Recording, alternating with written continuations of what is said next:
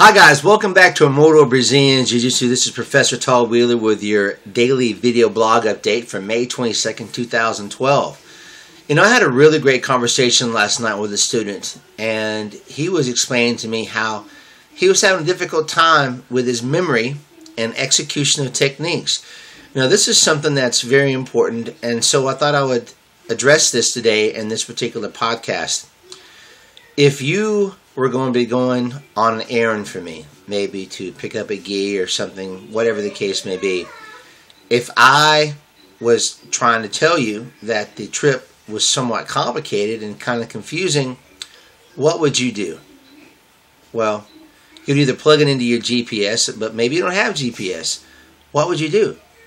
You'd more than likely pick up a pen and a piece of paper and write down the directions as I give them to you. Because you might think you have it set to memory, but I bet you during the course of driving, you have all the stress of driving, you have the stress of maybe a child screaming in your back seat, or the radio going, or maybe almost getting wrecked, or all these different things that might happen.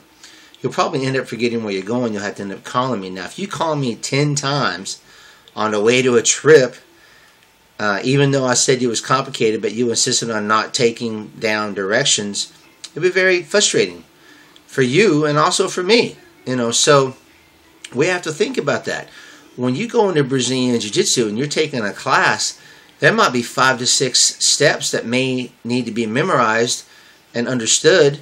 And then when you get to the process of sparring, it can be the same stress as driving.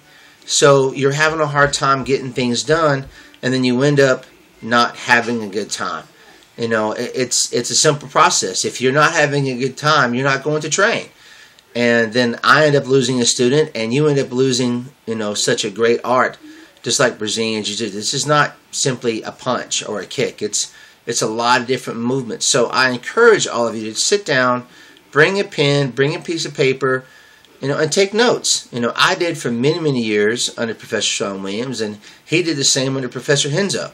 So those people that I know that have taken notes will have a much better chance of success in getting really good at this start. Now, of course, one thing that's even better is that, say for instance, I've asked you 10 times or 20 times to make that same errand for me, you're going to end up doing it without having to have directions. Why? Because you've driven it over and over and over again. So take that same kind of concept of thought and place it towards BJJ. The more you do something, the better you're going to get at, and you're not going to end up needing your notes. But you might even find a better route than the one I gave you, something that you're more comfortable with. So these are things we must think about that can help us, and to help, more importantly, avoid frustration. All right, guys, hope this helped, and you guys have a great day.